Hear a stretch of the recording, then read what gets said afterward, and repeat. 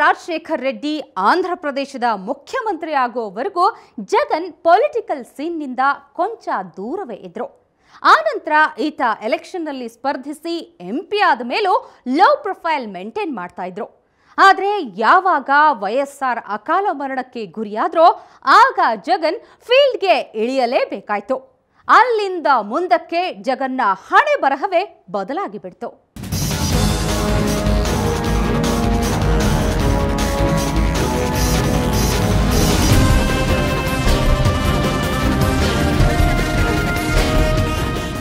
ಭಾರತೀಯ ರಾಜಕಾರಣದ ಅತ್ಯಂತ ಶ್ರೀಮಂತ ರಾಜಕಾರಣಿ, 10 ಕಂಪನಿಗಳ ಒಡೆಯ, ದೇಶ ವಿದೇಶಗಳಲ್ಲಿ ಬಂಡವಾಳ ಹೂಡಿಕೆ ಮಾಡಿರೋ ಉದ್ಯಮಿ, ಅತ್ಯಲ್ಪ ಕಾಲದಲ್ಲಿ ಕೋಟ್ಯಾಧಿಪತಿಯಾಗಿ ಬೆಳೆದ ಅಪರ ಕುಬೇರ.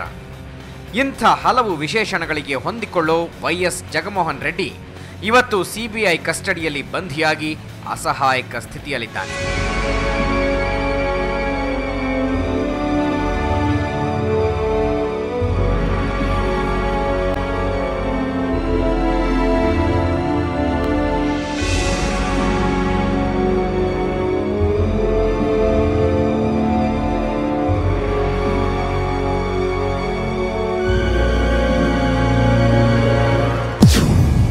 ಒಂದು ಪಿಟಿಷನ್ ಮಾಡಿದ ಪವಾಡ, ಜಗನ್ ಬೊಕ್ಕಸಕ್ಕೆ ಕೈ ಹಾಕಿದ ಸಿಬಿಐ. ಇದೆಲ್ಲ ಶುರುವಾಗಿದ್ದು ಆಂಧ್ರದ ಮಂತ್ರಿ ಶಂಕರರಾವು ಹಾಗೂ ಟಿಡಿಪಿ ಮುಖಂಡ ಯರ್ರಂ ನಾಯ್ಡು ಆಂಧ್ರದ ಹೈಕೋರ್ಟ್ಗೆ ಬರೆದ ಒಂದು ಪತ್ರದಿಂದ.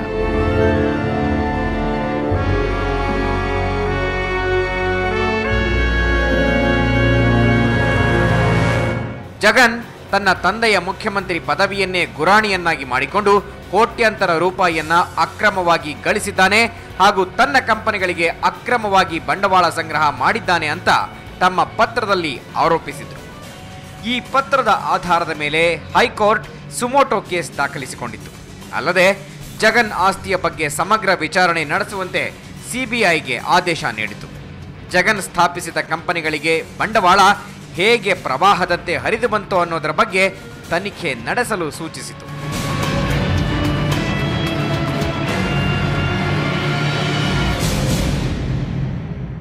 ಅಂದಹಾಗೆ ಜಗನ್ ಆಸ್ತಿಯ ಬಗ್ಗೆ ಅನುಮಾನ ಬರೋದಕ್ಕೆ ಕಾರಣವಾಗಿದ್ದು ಬೇರ್ಯಾರೂ ಅಲ್ಲ, ಸ್ವತಃ ಈತನೇ. ಜಗನ್ ಚುನಾವಣಾ ಆಯೋಗಕ್ಕೆ ಸಲ್ಲಿಸಿದ ಆಸ್ತಿಯ ವಿವರ ಇಲ್ಲಿದೆ ನೋಡಿ. ತನ್ನ ತಂದೆ ವೈಎಸ್ಆರ್ ಆಂಧ್ರದ ಸಿಎಂ ಆಗುವ ಮುಂಚೆ 2004ರಲ್ಲಿ ಜಗನ್ ಆಸ್ತಿಯ ಮೌಲ್ಯ ಕೇವಲ 11 ಲಕ್ಷ ರೂಪಾಯಿ. ಇದು 2009ರ ಹೊತ್ತಿಗೆ 77 ಕೋಟಿ ರೂಪಾಯಿಗೆ ಏರಿಕೆಯಾಗಿತ್ತು. ಇದಕ್ಕಿಂತಲೂ ಅಚ್ಚರಿ ಎನ್ನುವಂತೆ 2011ರಲ್ಲಿ ಜಗನ್ ಆಸ್ತಿಯ ಒಟ್ಟು ಮೌಲ್ಯ 365 ಕೋಟಿಗೆ ಏರಿಕೆಯಾಗಿತ್ತು. ಕೆಲವೇ ವರ್ಷಗಳಲ್ಲಿ ಈತನ ಆಸ್ತಿ 100 ಪಟ್ಟು ಹೆಚ್ಚಾಗಿದ್ದು ಅನೇಕರ ಕಣ್ಣು ಕುಕ್ಕಿತ್ತು. ಜಗನ್ ಆಸ್ತಿ ಹೀಗೆ ಅಲ್ಪಾವಧಿಯಲ್ಲಿ ಸಿಕ್ಕಾಪಟ್ಟೆ ಬೆಳೆದದ್ದು ಹೇಗೆ ಅನ್ನೋದರ ಬಗ್ಗೆ ಮಂತ್ರಿ ತಾವು ಹೈಕೋರ್ಟ್ಗೆ ಸಲ್ಲಿಸಿದ ಅರ್ಜಿಯಲ್ಲಿ ವಿವರವಾಗಿ ತಿಳಿಸಿದರು. ಸಂಡೂರು ಪವರ್ ಕಂಪನಿ ಲಿಮಿಟೆಡ್ ಅನ್ನೋ ಒಂದೇ ಒಂದು ಕಂಪನಿ ಇಟ್ಕೊಂಡು 10 ಕಂಪನಿಗಳನ್ನು ರೂಪಿಸಿದ್ದು ಹೇಗೆ ಹಾಗೂ ಕೋಟ್ಯಾಂತರ ಹಣ ಮಾಡಿದ್ದು ಹೇಗೆ ಅನ್ನೋದನ್ನ ತಮ್ಮ ಪಿಟಿಷನ್ನಲ್ಲಿ ದಾಖಲಿಸಿದ್ರು. ಬಂಡವಾಳ ಆಕರ್ಷಣೆಗೆ ಹೊಸ ತಂತ್ರ, ಷೇರು ಬೆಲೆಯಲ್ಲಿ ಪವಾಡ ಸದೃಶ ಏರಿಕೆ, ಹಣ ಹೂಡಿ ಕಾಂಟ್ರಾಕ್ಟ್ ಪಡಿ. ಹೌದು, ಜಗನ್ಮೋಹನ್ ಅನುಸರಿಸಿದ್ದು ಇದೇ ತಂತ್ರ.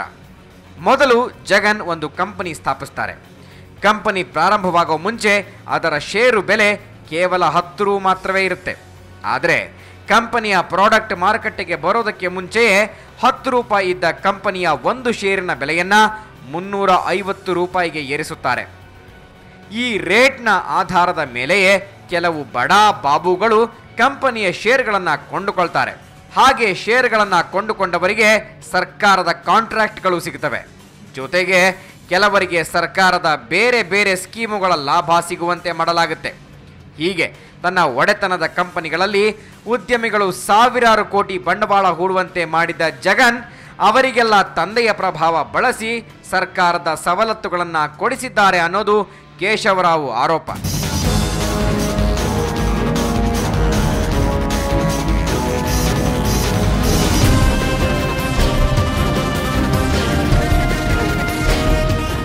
ಜಗನ್ ಮೊದಲು ಆರಂಭಿಸಿದ್ದು ಸಂಡೂರ್ ಪವರ್ ಕಂಪನಿ.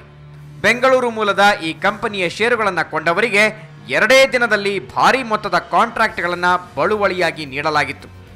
2005 ಮೇನಲ್ಲಿ ಉತ್ಪಾದನೆ ಆರಂಭಿಸಿದ ಒಂದೇ ವರ್ಷದಲ್ಲಿ ಈ ಕಂಪನಿ ಷೇರಿನ ಬೆಲೆ 10 ರೂನಿಂದ 61 ರೂಗೆ ಏರಿಬಿಟ್ಟಿತ್ತು. ಮಾರಿಷಸ್ನಲ್ಲಿ ರಿಜಿಸ್ಟರ್ ಆಗಿರೋ ಫ್ಲೂರಿ ಎಮರ್ಜಿಂಗ್ ಹಾಗೂ 2i ಕ್ಯಾಪಿಟಲ್ ಕಂಪನಿಗಳು ಇದೇ ದರದಲ್ಲಿ 125 ಕೋಟಿ ಬಂಡವಾಳವನ್ನು ಸಂಡೂರು ಪವರ್ ಕಂಪನಿಯಲ್ಲಿ ಹೂಡಿಕೆ ಮಾಡಿದ್ದವು. ಇವರಿಗೆಲ್ಲ ಜಗನ್ ಕೋಟಿ ಕೋಟಿ ಬೆಲೆ ಬಾಳೋ ಲಕ್ಷ ಲಕ್ಷ ಎಕರೆ ಭೂಮಿಯನ್ನ ಕಡಿಮೆ ಬೆಲೆಗೆ ಮಾರಾಟ ಮಾಡಿದ್ದರಂತೆ.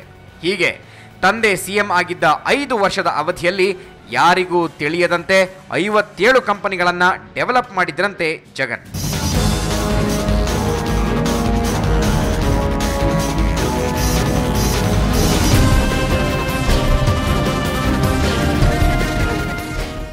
ಎರಡು 2005ರಲ್ಲಿ ಸಂಡೂರು ಪವರ್ ಕಂಪನಿ ಆರಂಭಿಸಿದ ಜಗನ್ ಮುಂದೆ ಪ್ರತ್ಯಕ್ಷವಾಗಿ ಹಾಗೂ ಪರೋಕ್ಷವಾಗಿ 11 ಕಂಪನಿಗಳ ಒಡೆತನ ಸಾಧಿಸಿದರು. ಇದನ್ನ ಅವರೇ ಚುನಾವಣಾ ಆಯೋಗಕ್ಕೆ ಸಲ್ಲಿಸಿದ ಅಫಿಡವಿಟ್ನಲ್ಲಿ ಒಪ್ಪಿಕೊಂಡಿದ್ದಾರೆ. ಜಗನ್ ಅಧಿಕೃತವಾಗಿ 365 ಕೋಟಿ ಆಸ್ತಿ ಘೋಷಿಸಿದ್ರು, ಅನಧಿಕೃತವಾಗಿ 40,000 ಕೋಟಿ ರೂಪಾಯಿಯ ಒಡೆಯರಾಗಿದ್ದಾರೆ ಅನ್ನೋದು ಇವರ ವಿರೋಧಿಗಳ ವಾದ. ಇಷ್ಟಕ್ಕೂ ಜಗನ್ ವಿರುದ್ಧ ವಿರೋಧಿಗಳು ಎದ್ದು ನಿಲ್ಲೋದಕ್ಕೆ ಕಾರಣ ಏನು? ಇದರ ಹಿಂದಿನ ಕೈವಾಡ ಯಾರ್ದು? ಇಷ್ಟಕ್ಕೂ ಜೈಲಿನಲ್ಲಿರೋ ಜಗನ್ ಹೊರಬರ್ತಾರಾ, ಇಲ್ಲ ಜೈಲಲ್ಲೇ ಅವರ ಕಥೆ ಮುಗಿದು ಹೋಗುತ್ತಾ ಅನ್ನೋದನ್ನ ನೋಡೋಣ ಒಂದು ಬ್ರೇಕ್ನ ನಂತರ.